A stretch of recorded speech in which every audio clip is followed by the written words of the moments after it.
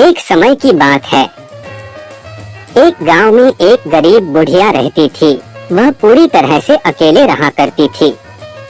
उसका कोई भी नहीं था, ना बाल बच्चे, ना कोई रिश्तेदार।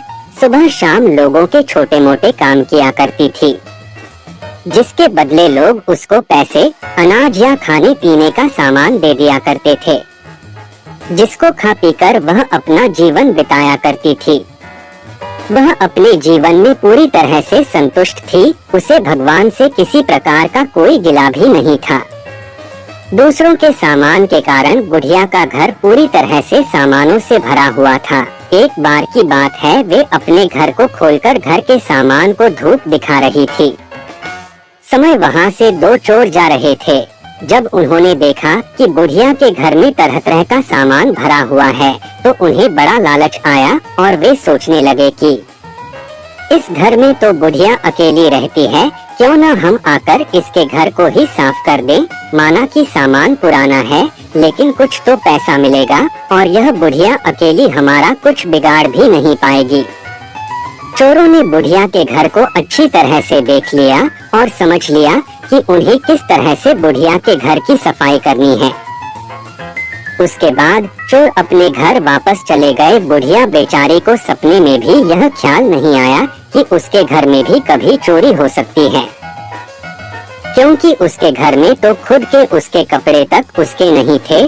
सब कुछ गांव वाले उसे दिया करते थे, जो वह अपने घर में रख लेती थी। खैर, कुछ दिन बीत गए और एक दिन रात में चोर अपने दो साथियों को लेकर बुढ़िया के घर पहुंच गए। कमाल की बात यह थी कि उस दिन सरपंच ने बुढ़िया को चावल, दूध और चीनी दी थी और बुढ़िया बहुत खुश थी। बुढ़िया ने खुशी खुशी अपने लिए खीर बनाई और खीर बनाकर वह उस खीर को चूल्हे पर रखकर सोचने लगी कि अभी तो खीर बहुत ही गर्म है, जबकि थोड़ी ठंडी हो जाएगी तब आराम से खाऊंगी।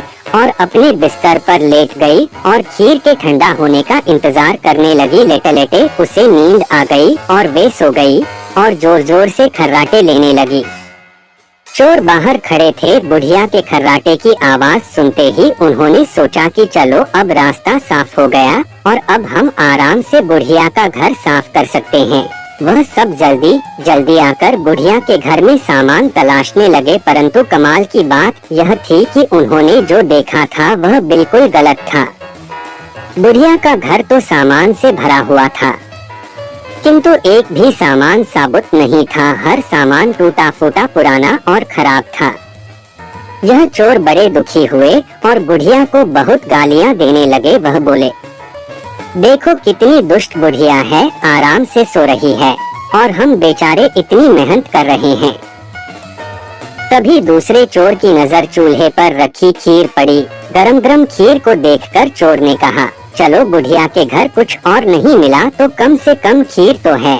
और वह उसको खाने लगे। जब वह खीर खाकर जाने लगे तो उन्होंने थोड़ी सी खीर बुढ़िया के लिए छोड़ दी, किंतु जब उन्होंने बुढ़िया की तरफ देखा तो उसका हाथ खुला हुआ था, जैसे वह कुछ मांग रही हो। साथ ही उसका मुंह भी खुला हुआ था, जिसे देखकर चोरों ने सोचा कि बेचारी बुढ़िया लोगों से मांग मांग कर अपना जीवन बिता रही है। लगता है बहुत थक गई है और खाने के लिए खीर मांग रही है। आखिर उम्र में है तो हमारी माँ के ही बराबर। और बिना कुछ सोचे समझे गरम गरम खीर बुढ़िया के मुंह में डाल दी। गरम गरम खीर मुंह में पड़ते ही बुढ़िया जोर से चिल्लाई, हाय दया, मार डाला, मार डाला, मार डाला। बुढ़िया की चीख सुनते ही चोर डर के जल्दी जल्दी छुपने लगे। जिसने मुंह में खीर डाली थी वह ऊपर जाकर छिप गया, एक चारपाई के नीचे और एक चारपाई के दाएं। बुढ़िया की चीख सुनते ही गांव वाले बुढ़िया के घर आ गए और पूछने लगे, क्या हुआ माँ?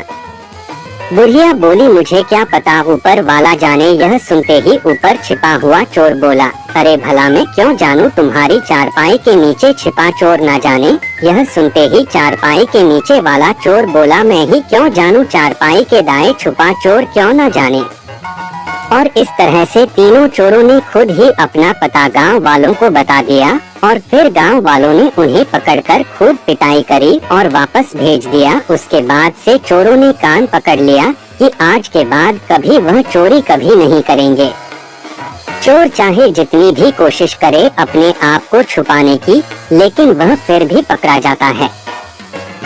इसलिए हमें कभी चोरी नहीं करनी चाहिए और अपने बच्चों को यही सीख देनी चाहिए।